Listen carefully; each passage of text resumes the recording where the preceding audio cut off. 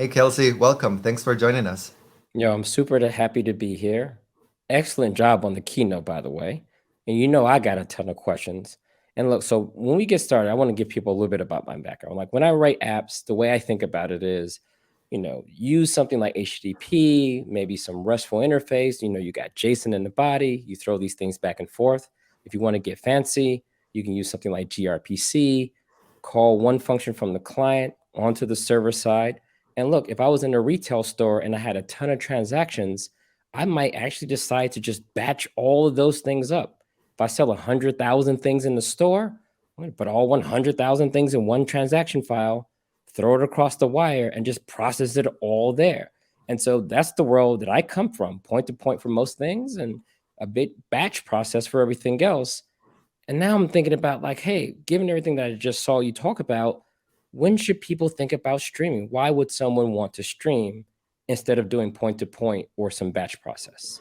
I think the fundamental difference is that streaming allows people to extract value out of every single data item. So to go along with this analogy, of the store kind of shipping a bunch of transactions, imagine that you're transacting your credit card, being able to detect at the time that you swipe the credit card on the device that is that it is fraudulent or non-fraudulent, or that you have funds or that you don't have funds, etc., effectively rejecting or accepting the transaction. That is an enormous amount of value out of a single item. And it's true that what batch has classically given people is this ability to extract value out of a huge amount of items in aggregate. So an example would be, hey, all my shoppers during the holidays like to buy this whatever caramel candles or whatever it is at the time of the year. And so that's classically what batch has given people. It's really been pivoted on two things. One, that it was easy because you put it in a file and then you ship it over the network and you process it. Two, it was that sort of it gave people it was cost effective, right? And so I think there's this huge elephant in the room of trying to do real time streaming, and for a real long time, those were, I think, the two major costs. One is that batch has always been super easy to do. But now that you have event streaming systems like Redpanda, you're able to extract value out of the now. And so we're starting to see this fundamental shift. And what if you could do both? Like, why couldn't you do, all the batch processing with your streaming framework? And I think this is where we're finding ourselves today. You know what? You said something super interesting in the middle of that. You talked about one event and doing multiple things with it. When I describe like when you start writing the microservice, right? Like your only feature may be, record that something has been sold. And then you may drop that in the database and hope that something would come along. Another process would try to coordinate using the database to ship the product. And in that transaction, I didn't even think about like the fraud detection component. So in the streaming, it sounds like, given how Redpanda works, instead of going directly to that microservice to be processed, it sounds like, hey, drop it in the message broker, and there may be 4 different processes that kick off on the original form of the data, right? So it sounds like the big difference is treating this original object, this cell that has occurred, throwing it into this kind of middle layer, and then allowing multiple processes to kind of deal with. Is that kind of the heart of when people should be thinking about streaming? Yeah, so I think what you said is this idea of immutability. Like events that come into a thing like Redpanda are immutable. You can't change them. And then you divorce your producers, this web app, this microservice, from your consumers. And today you may have 4, but tomorrow you may have 10, right? So tomorrow maybe you want to ship it to ClickHouse or MongoDB or MySQL or Postgres. You may want to ship this actual event, this credit card to Salesforce, right? Ultimately, the divorce in this consumption and production of data is at the heart of what event streaming allows people. And it's very freeing, really. As a software engineer, you could shove all these events into a thing that look like Redpanda that gives you latency and a bunch of things like access controls and whatever. But fundamentally, it divorces the two sides of your architecture. It allows you to scale it up or scale it down. And the contract becomes the data itself. There was a time when I actually did try to do streaming. This is maybe 10 years ago for the first time. And the number one issue I had was running out of disk space, right? You set up a broker, you stream everything, right? Because why not, right? You don't have to think about how it's going to be transformed. You may not even have a destination that it's going to go to, but you say, you know what? We're doing this streaming thing. Let's just capture everything, right? So we're sending everything to the broker. And I remember the first time the disk filled up.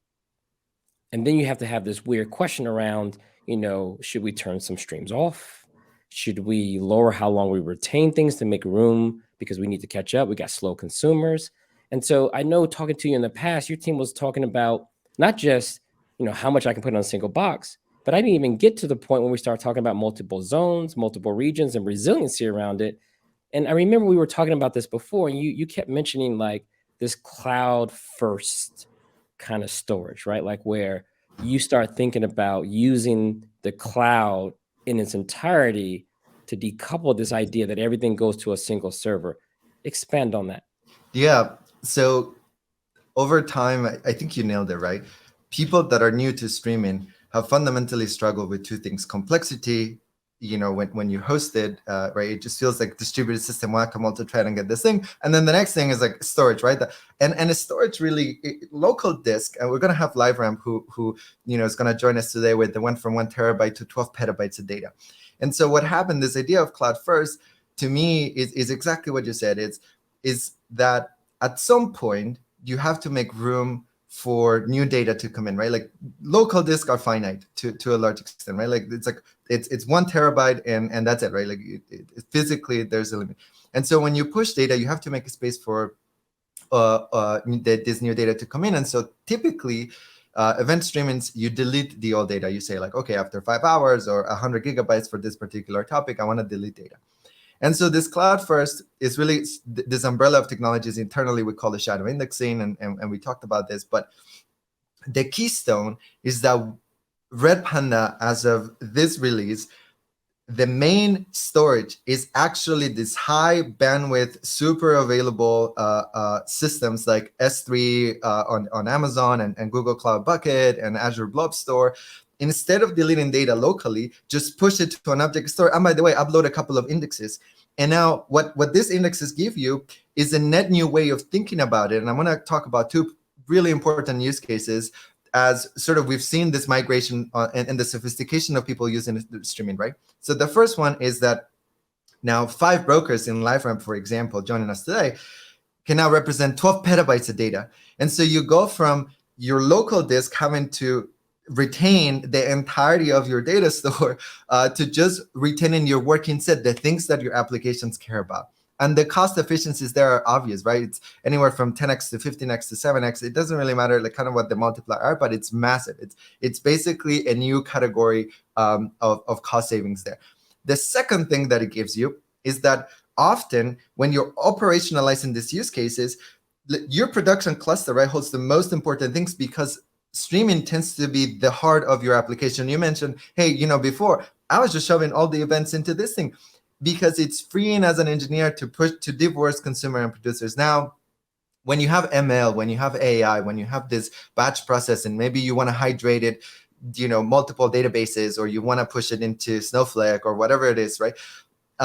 The idea is that affecting your production workload sometimes is unpredictable, right? Because you can have a job and now it consumes 12 petabytes, but you still have a gigabyte per second workload that you have to maintain on these 5 computers. Maybe the person that is connecting to it didn't know that you only had 5 computers.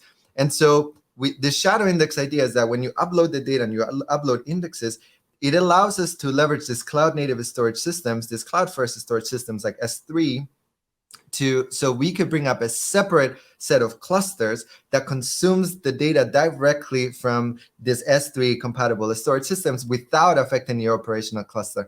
And that is super freeing for people that have to operate and run this, right? Like the DevOps no longer has to, have cold sweats at 2 a.m. because an ML engineer or, someone on the analytics space, they're like, I need to consume the data to do my job, so I'm just going to connect into the cluster, right?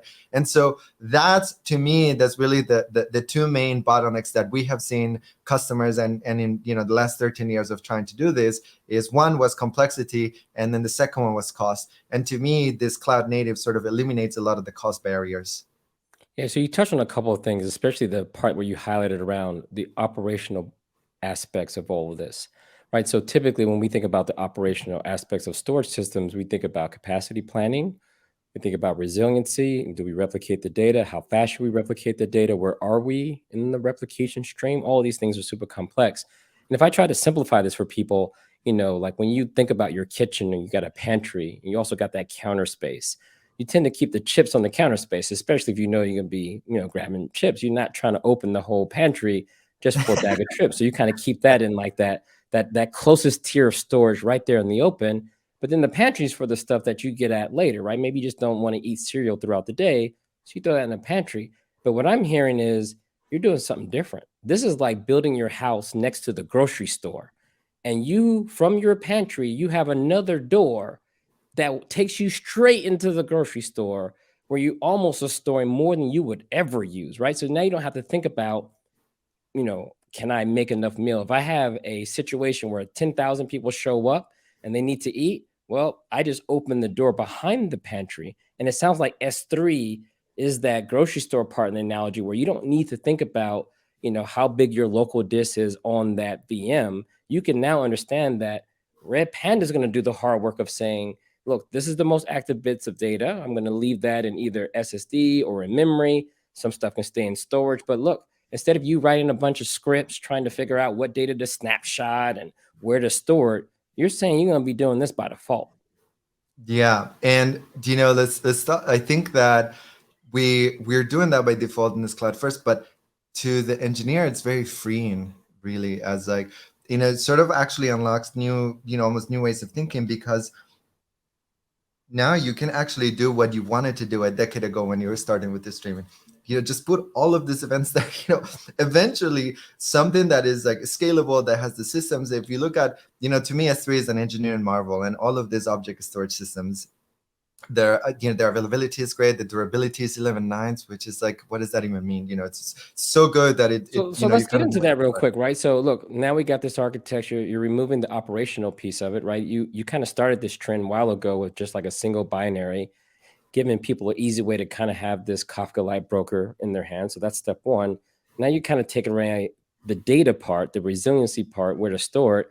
But now when we talk about this, like what new value now comes for, right? Now you've lowered the bar for thinking about streaming in the first place.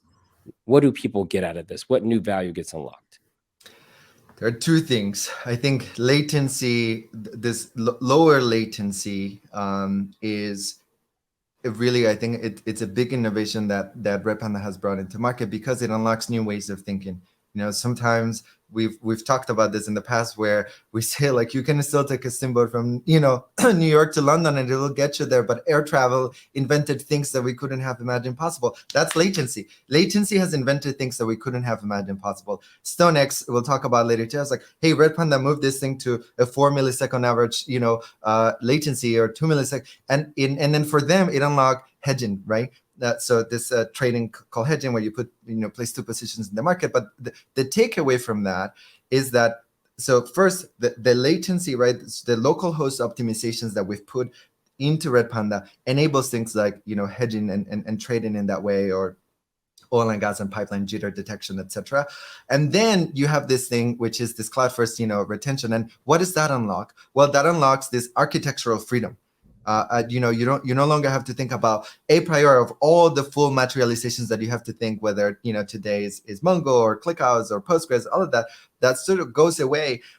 But when you want to consume, you still get all of the niceties of this event storage. So you get immutability. And so functional programmers have sort of praised this for a long time, which is you can now like systemically think about these immutable records. Maybe you want to hydrate a new database, or maybe you want to leverage this for cross data center replication, or maybe you don't want to put just like a cut your capacity between two clusters because you're doing hard replication, you can push that to this high bandwidth storage systems like S3.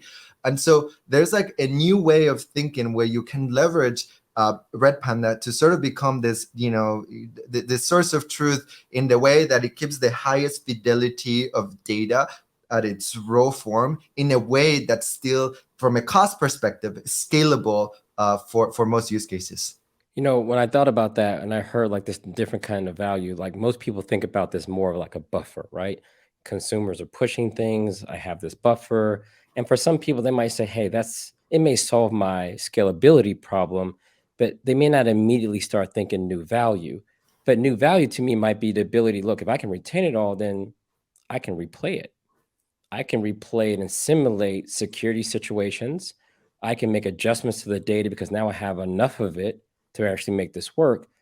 I can't count the number of times I wish I had all the data from the last 6 hours so I can push it to a testing environment to make sure that the new code is going to work. So people can now start to think a little differently about things that you would have never done before. Number one, if your retention strategy was forced because of your storage needs, then you ain't replaying anything because you don't have it to replay. So now having this, I guess you're kind of building on this log gets longer now.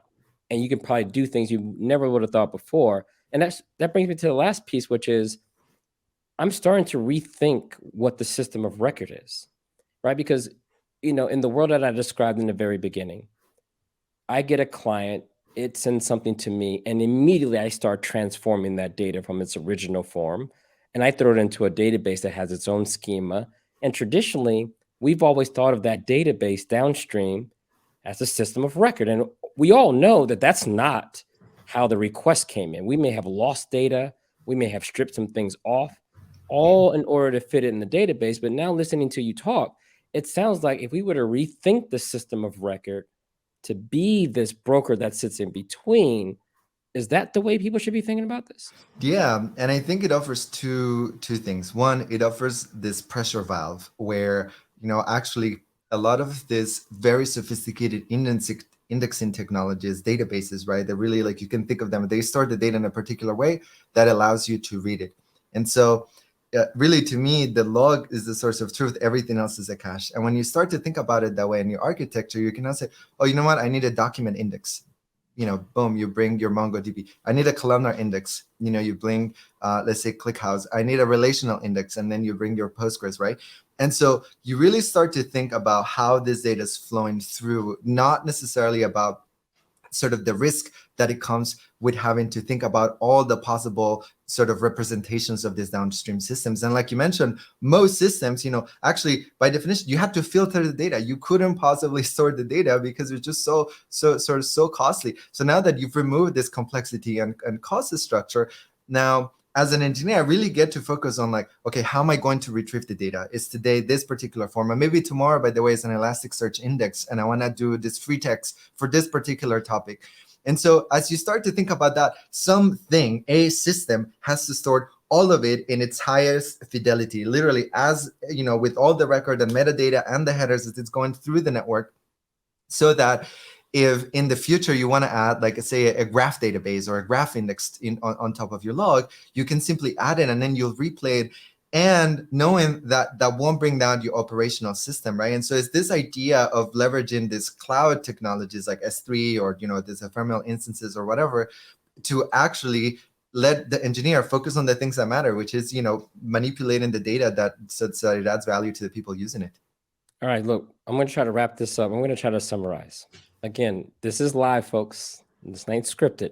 So I'm going to try to replay back the answer to that question in the beginning, like why streaming? So if I'm in that point-to-point world, clients are making requests. We all understand how that works. We all understand the concept of batching up a bunch of things and sending them when the store closed. But now what we're here today is saying, hey, listen, if you can truly get rid of that operational burden, which is running services, look, single binary, scale out pretty easy, storing things and replicating things. Okay, cloud first storage layer, right? You're able to tier out my storage across not just, SSDs spinning Rust, but also object store to create this illusion of almost infinite space. If I have those two things, the big takeaway for me today is that mentally just changing my system of record. this idea of going to the backend server, manipulating the data, and then shove it in the database, I got to kind of reframe my thinking here and say, look, the streaming not only provides this buffer, but it gives me this almost backend agnostic system of record that preserves my data in its original format. And when that data comes in, not only does it land in the broker, but I can do things in parallel. I can still have that same API go to that broker and transform it and stick it into a database, because I know that there's going to be a reader that prefers to access that same data using SQL queries, right? Each their own. But there's going to be someone that wants to do data analytics on the fly. The last thing I want to do is be dumping my database when I can just stream directly into the analytics server. And that last example you gave around fraud detection, that could be that third thing that I add, maybe not during the initial design, but even 8 months later, I can just bolt it on because the original data is coming in that I can then use for fraud detection, even if my database schema wasn't set up to fulfill the needs of a fraud detection process. Is that kind of a good way if I were to sum all the stuff up that we taught today? How far off am I? No, I think you nailed it. And I think you do. We're lucky to have you just to summarize it for developers in plain language. So Kelsey, thanks so much for joining us. It was a pleasure having you. Hope everyone enjoys the rest of the conference.